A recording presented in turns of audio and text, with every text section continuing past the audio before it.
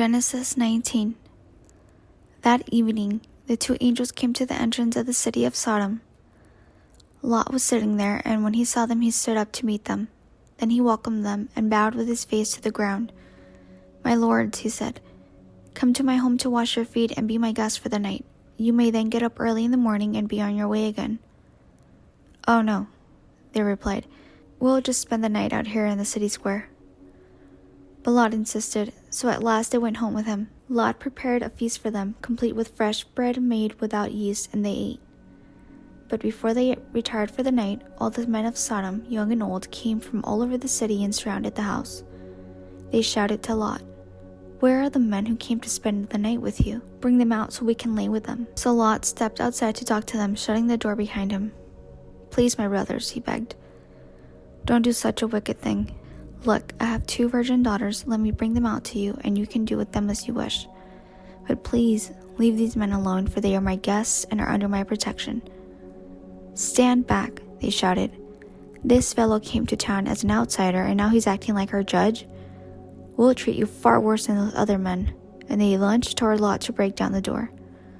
But the 2 angels reached out, pulled Lot into the house, and bolted the door. Then they blinded all the men, young and old, who were at the door of the house, so they gave up trying to get inside.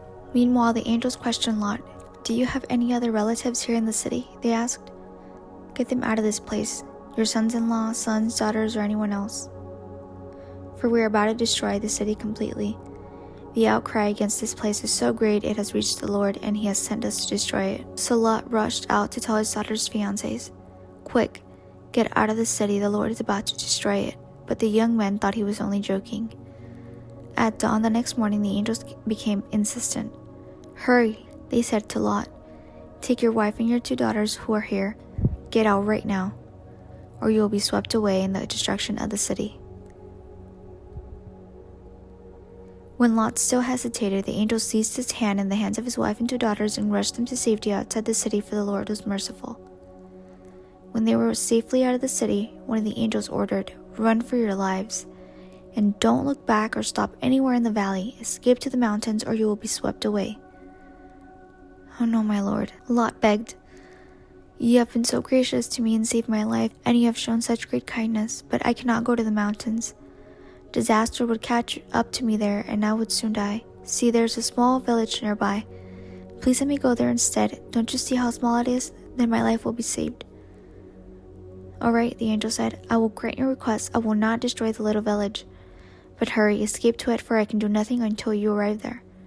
This explains why that village was known as Zor, which means little place. Lot reached the village just as the sun was rising over the horizon.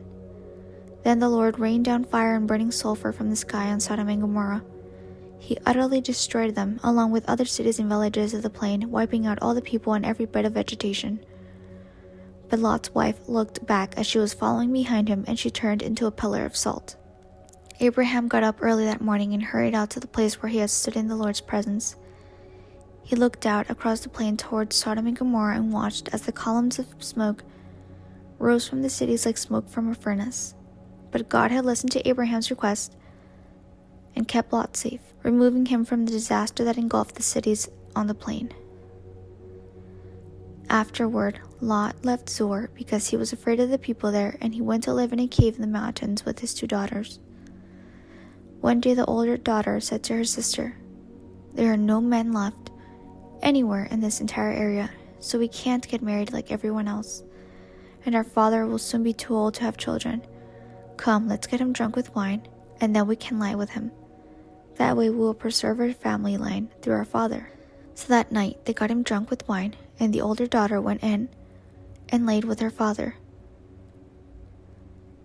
He was unaware of her lying down or getting up again. The next morning, the older daughter said to her younger sister, "I laid with our father last night. Let's get him drunk with wine again tonight, and you go in and lay with him. That way we will preserve our family line through our father." So that night they got him drunk with wine again, and the younger daughter went in and laid with him. As before, he was unaware of her lying down or getting up again. As a result, both of Lot's daughters became pregnant by their own father. When the older daughter gave birth to a son, she named him Moab. He became the ancestor of the nation now known as the Moabites. When the younger daughter gave birth to a son, she named him Ben-Ami.